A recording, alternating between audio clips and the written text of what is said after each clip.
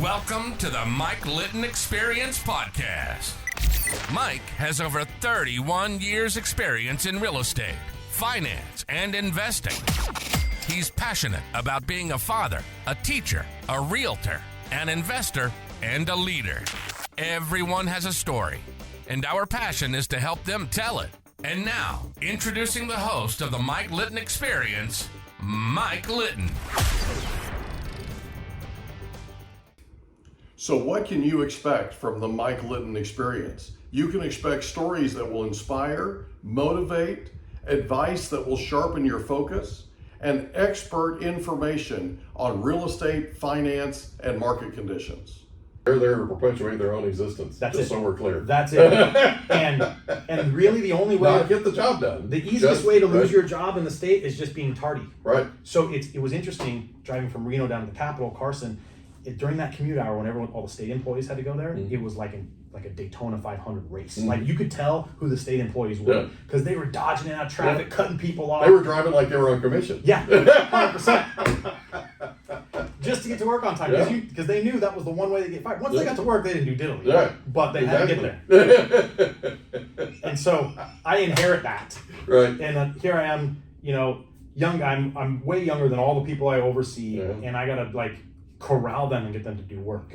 And it was not easy. And I had some success at it, but one of my jobs was I was kind of like the CFO for our division. And we weren't all the way state funded. We only had a small bit of state funding. The rest was all licensee funding. Real estate agents, appraisers, timeshare agents, and that's where we got the money to operate. And here we are coming into this crash. And it's not like officially a crash yet, but something's really happening in the market, right? You can feel it. You can feel something like bad is going on. And so I was in charge of doing our biennial budget and doing our budgeting forecast and everything like that.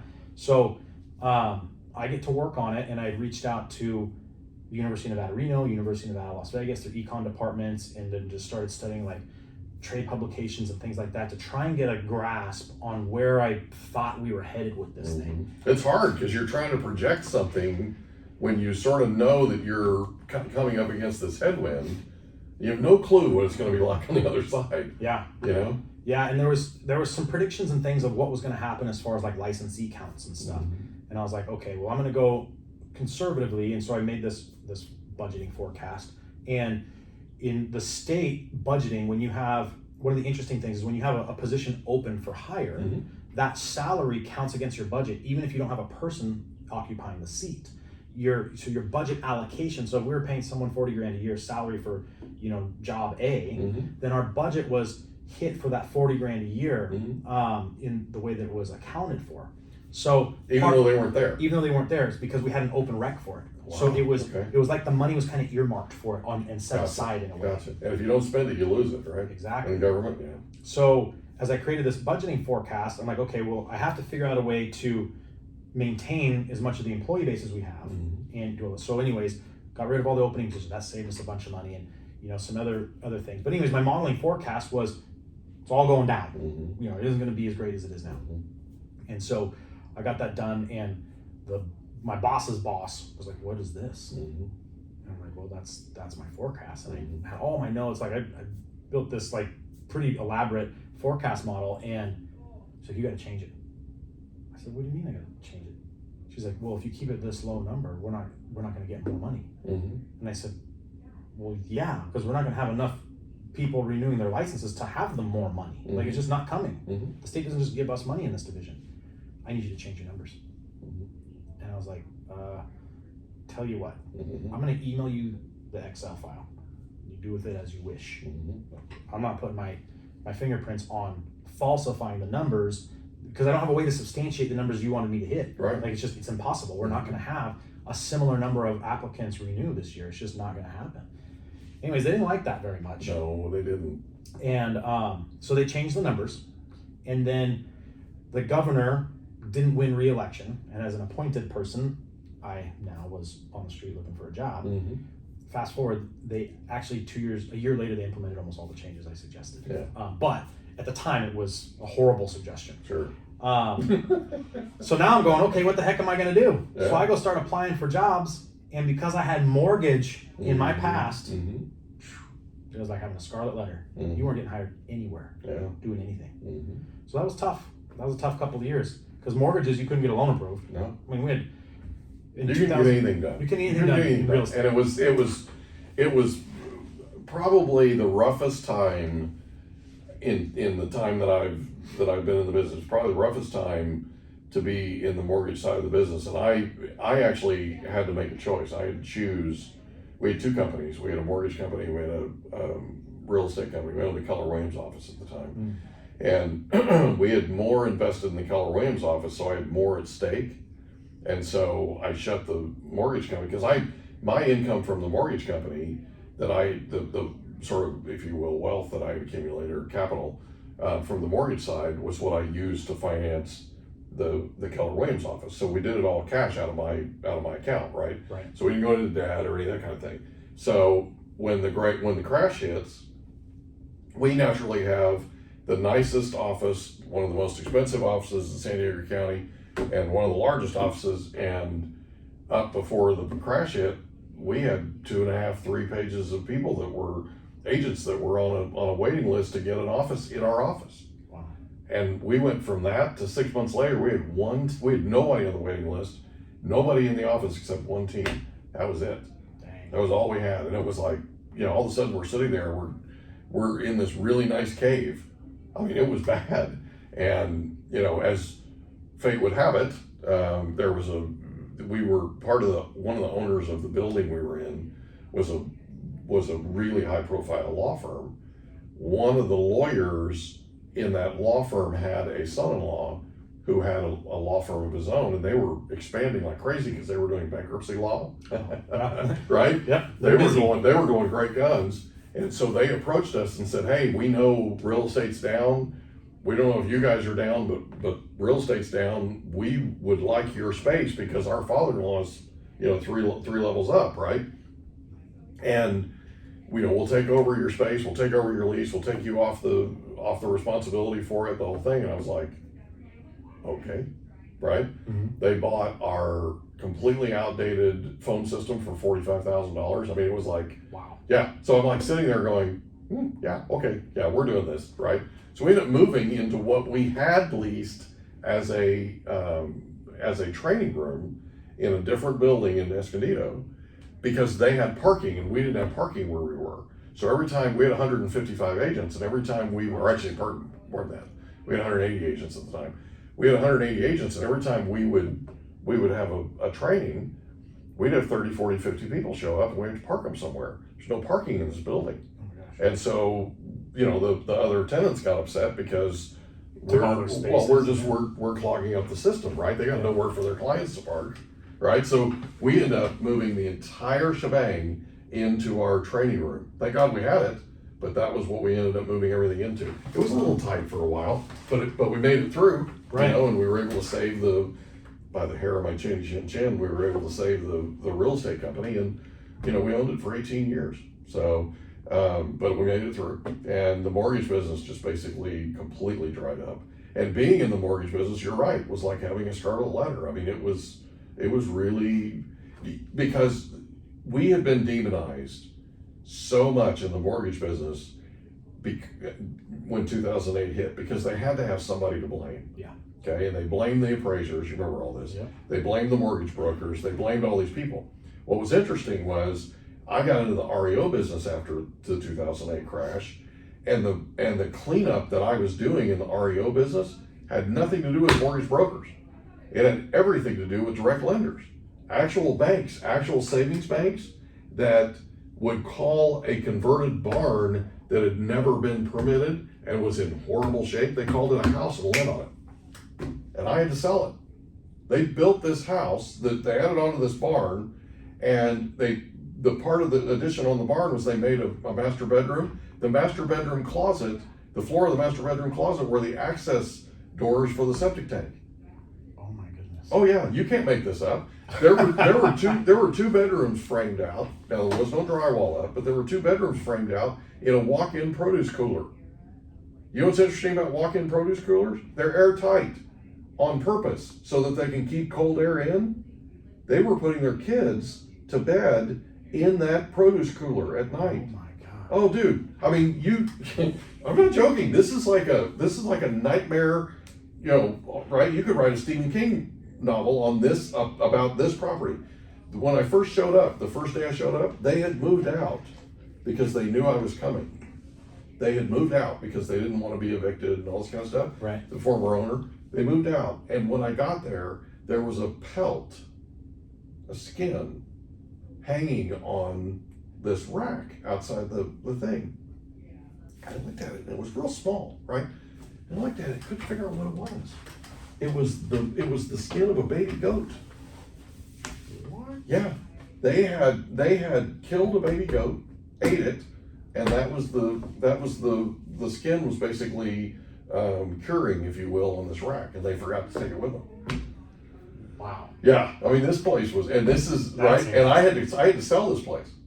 Okay, the wiring was substandard. I mean, the whole thing, and this was a bank that shall remain nameless, but it was a bank that was gobbled up by another bank over a weekend. Okay, when you're seeing too big to fail, right? Yeah. I mean, that was what happened with this particular organization, and my job was to come in and sell a bunch of the properties that they lent money on. That when it was all said and done, I mean, their appraisers were in-house, Bubba. They were not fee appraisers, so it's not a mortgage broker thing. It's not a fee appraiser thing. It's not any of that. It was interesting how all this comes out when it's time to clean up the mess. Right. You with me? Mm-hmm. And it's like being in the mortgage business. Now, being a banker didn't have a scarlet letter on it, but being a mortgage lender did. It was really interesting how all that works. Anyway, Yeah. So there's my 2 cents on that deal. So okay, so you leave not voluntarily the state, and you're now looking for a job, and you've got mortgage on all over your resume. What happens? So I hadn't moved out of Nevada yet. I was just doing odd jobs. I got back in. I had left DJing, Okay. so I got back into DJing because I needed money. Yeah, you gotta survive. And so I got a couple DJ gigs. I was, kind of forced into learning accounting. So I started doing some books on the side for some people, just whatever I could do, just odd jobs to make money. Helped some guy. His business was going out of. His business went out of business, and I helped him clear out a warehouse. It took like a month to clear out. Just whatever I get my hands on, right? Yeah. And so this one weekend, Nevada was playing football at home, and my dad had season tickets. He said, "Hey, you want to come to the game?" I'm like, "Yeah, let's go to the game." So we go to the game, and at the game, I had run into a buddy of mine who worked at our first mortgage broker shop with us. He wasn't one of our fraternity brothers, but he was friends with all of us, and he worked there for a little bit. And he was working at Wells Fargo at the time in their mortgage division. Okay. And this is, 2009, 2010, somewhere about 2009, I think. Mm-hmm. And he's like, "Hey, what are you doing these days?" I'm like, "Nothing." And he's like, "Dude, you should come work with me." I'm like, "Where do you work?" He's like, "Wells Fargo." I'm like, "Oh, no way." Mm-hmm. Like, not only is it a no, like it's a hell no. Like, I can't stand that company. Like, Mhm. there's no way I'm working there. Mm-hmm. He's like, "It's not that bad, dude." I'm like, "Yeah, well, it's a firm no for me. Mm-hmm. But it's great to see you, buddy. Everything else." Mm-hmm. 2 weeks later, back at another home game. End up going to this place called Little Wall, which is a bar close to the university there. Everyone goes to, after the game and stuff. I go there and I run into the same guy. It was 2 or 3 weeks later. And he starts proposing Wells Fargo again. Mm-hmm. I'm like, "Dude, no, like, I'm not going to Wells Fargo." And he's like, "Bro, I'm telling you, like," he's like, "Our manager, super cool guy, the area manager, he's a veteran like you, this Navy guy. He's young, he's cool. Like, it's not like what you think of the company." And he's like, "You should at least, like, let me set up a meeting, just come meet everybody, like, talk to them, like, you don't have, there's no obligation."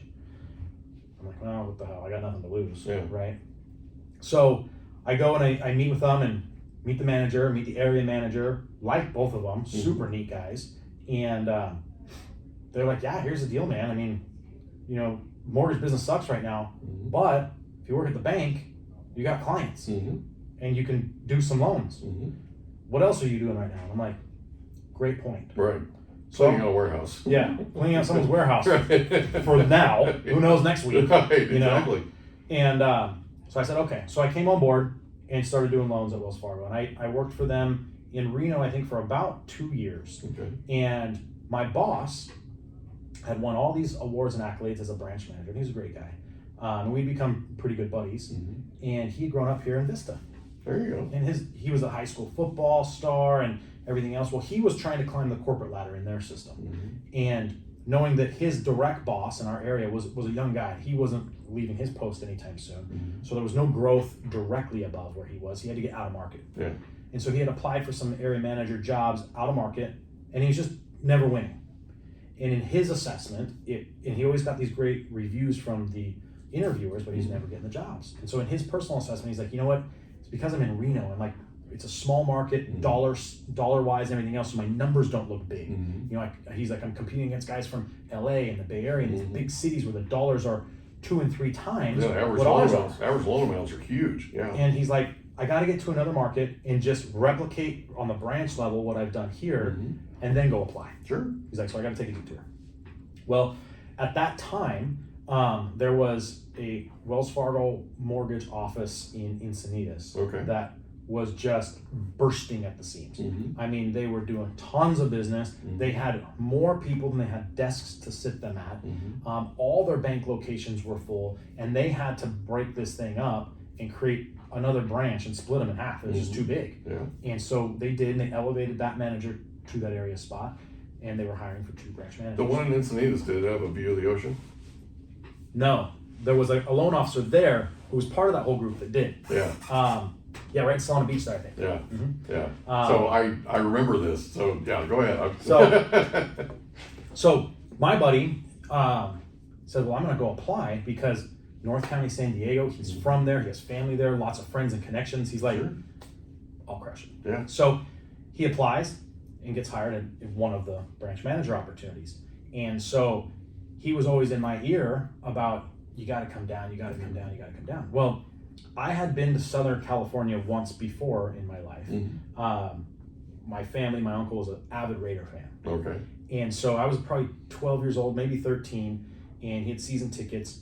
And he had, on his wife's side, a special needs nephew. And he couldn't make it. That's some health stuff. He couldn't make it. So he had this extra ticket. He's like, hey, you want to go to the game with me? I'm like, yeah, of course. So my uncle takes me to the Raider game. So we fly to LA and hop in a taxi to go to the Coliseum. And I just remember we're driving through the hood. I mean, like, it's Watts. Like, it was kind of scary. We got to one point and the cab driver was like, okay, you guys need to duck. Yeah. So my uncle immediately ducks. And I'm like, what? And he's like, duck. And I'm like, what the hell? He's like, look, they see 2 white guys in here, we're gonna have problems. We're gonna take a shot, yeah. And I'm like, holy crap, this is scary. So anyways, and we go to the game and everything, and smoggy and gross outside, the air was nasty, and I'm just like, yeah, well, this Southern California thing, terrible, right? So fast forward to my buddy trying to recruit me to come down to do mortgages. And I'm like, wait a second, you want me to move there? Right, no. I'm like, what's in the water, dude? Like, no way. And I shared with him my experience, and I'm like, there is no chance on God's green earth I'm going to the armpit of America. Right? Not happening. He's like, bro, it's San Diego. I'm like, it can be sand to nothing. I ain't going. Right. And so anyways, we had this back and forth conversation for a while. He's like, I promise you, it's nothing like what you experienced in LA. And I'm like, well, I don't believe you. And he's like, look, man, why don't we do this? It had an impression on you. He's like, I'll buy you an airplane ticket, or you buy the airplane ticket, I'll pay for you to the hotel room. Just come out for a weekend, hang out. Like, worst case scenario, we just hang out, have fun, whatever. Right. I'm like, no harm, no foul. Yeah. So we do that. Why not? So I come down. Of course, he knows the guy that manages like the Carlsbad Inn, puts me right up on the ocean in like a really nice room. And so we spend the weekend driving around and checking out the area. And Carlsbad's something, man. Carlsbad's beautiful. And like literally right on the ocean there, you know? And playing with some numbers, I'm like, wait, what are the average loan amounts here? And I'm like, that's more than double what they are back in Reno. He's like, yeah, man. Like, he's like, you're my top loan officer there. You need to come down here. I'm like, all right. He's like, dude, I'll take care of you. My connections, we've got the bank branches. I assign who's there, blah, blah, blah. He's like, you need to come down. I went back and thought about it. A month later, I moved. So I transferred with Wells Fargo, came down here. And lo and behold, there were no in-bank opportunities available. They were all filled by the other loan officers. So there was no openings. Right. And I'm like, dude, I don't know. You're the only person in all of San Diego I know. That I know. Yeah. I know one person here. Right. And how am I going to get business? Well, you have to do it the old-fashioned way. I'm like, what? I came down with a big bank, and you want me to go out there and hustle realtors. Are you out of your bloody mind? Yeah. He's like, you can do it. I'm like, great. Yeah. Thanks. So Welcome to San Diego. I'm like, here we go. And there was some internal leads and stuff you could get from the Wells system a little bit. I remember I got my first loan when I moved down here. It was a $400,000 loan amount. I crapped my pants. It was the biggest loan I'd ever done. I was like, I walked in and I was like, what do I do? It's $400,000. He's like, yeah, it's $400,000. Yeah, it's conforming. He's like, do the loan. Yeah. I'm like, but like, do you do different stuff? He's like, no, dude, it's just it's the same as $100,000. Just do it. I'm like, okay. I was so like blown away, right? Yeah. You know, that was my first taste. So anyways, hung with Wells Fargo for a while. Finally started figuring it out and, you know, getting some business and stuff, even though, you know, having that badge, and I was going to the realtor caravans all the time and, you know, getting to meet realtors and things like that and making some good connections, but not really getting a whole lot of business. And, you know, I understood it was because of the brand I had on my business card, right? And so anyways, I had gotten into kind of the VA loan niche a little bit there, and I started doing a lot of VA business and doing refis again. And I was mailing out, doing refis and getting big. And the guy who you're thinking of, I'm drawing a blank on his name. His name starts with an M. In that office with the ocean view, that guy was a mail machine. That office was him and 2 or 3 assistants. And Wells Fargo had this internal loan program. It's called the 3-step loan, this slam dunk refi thing. And he was mailing out, because we were a bank, so you could lend anywhere in the country. You didn't need state licenses or FDIC. Right. So he had like a mail house, folding machines, printers, envelope stuffers. Like, I mean, this was an operation, and he was cranking. I mean, They tried to hire me, so I ended up touring all that. Did you? Yeah. So what you're talking, I know exactly what you're talking about. And I met him. They tried to recruit me, and I went down and met with him. I used to compete with Norwest Mortgage, and I beat him. I just mopped the floor with them in San Diego on the builder side in the 90s. And they ended up getting a huge ABA with D.R. Horton Custom Homes. It was a nationwide deal. Yeah. And they made so much money, they ended up paying cash for Wells Fargo. They bought Wells Fargo for their brand, because nobody knew Norwest. Right. Norwest was who? Right. But Wells Fargo was a brand, and it was a recognized brand, and they bought it. And the guys who were trying to recruit me to be in the mortgage business were running Wells Fargo now. And this was late 90s, you know. And so yeah, one of the guys talked to this guy and said, hey, you need to see if you can get Litton. So I went down there, and just out of curiosity more than anything else. I didn't end up going to work with them, but man, they were killing it. And when I saw their numbers, it was like, okay, I gotta go at least visit. Well, I gotta at least visit, you know what I mean? And I was thoroughly impressed. I mean, that place was a machine. It was incredible, absolutely incredible. I was impressed enough to go work for him, but I was impressed. That guy, I can't remember. I'm drawing a blank on his name. I am too. His production was starts with an M. I know what you're talking about, but it was a unique name. But anyways, his production was off the charts. Yeah. I mean, it was unimaginable how much loan business he did. But anyways, I finally started getting my feet underneath me, doing VA Streamline refis again. Kind of went back to my roots, and that's how I was able to like support myself. But I'll tell you, the first 6 months I was here, I mean, there were many moments where I was like, okay, I've got enough money for either a little bit of gas or some groceries, but I don't have money for both. Yeah. And for the first 6 months I lived in San Diego, that was it. And so eventually I finally got going and got things cranking, and I got recruited away from Wells Fargo after some friction. And interestingly enough, my manager at the time, he ended up getting crossways with the gal they promoted to that area manager, and for good reason. But they got crossways, and he was like, screw you, I'm out of here. And he'd been at Wells Fargo like, I don't know, 13, 14 years. So he had his career there. Yeah. Quit. Like, that's how bad the friction was between them. Yeah. And he just threw away, I'm done. Well, he had made enough inroads in the company where people heard about it, and they're like, dude, you're not leaving. You're too good of a guy. Like, we want you. So he started getting calls from other areas and stuff. And long story short, he moved to the Dallas area, Frisco, and went there. And so now I got to deal directly with this gal, and ultimately that's what pushed me out. Like I became one of the top LOs in the area, and I wanted an assistant. Yeah. I was just drowning. I was working 90 hours a week, and I was getting to the point where I was like, okay, like, yeah, it's just me by myself here. But I was starting to hit some burnout. Like I can't keep this going. I mean, it was like 4 months in a row, like 90 hours a week. And yeah, I was making good money, but I was drowning, you know.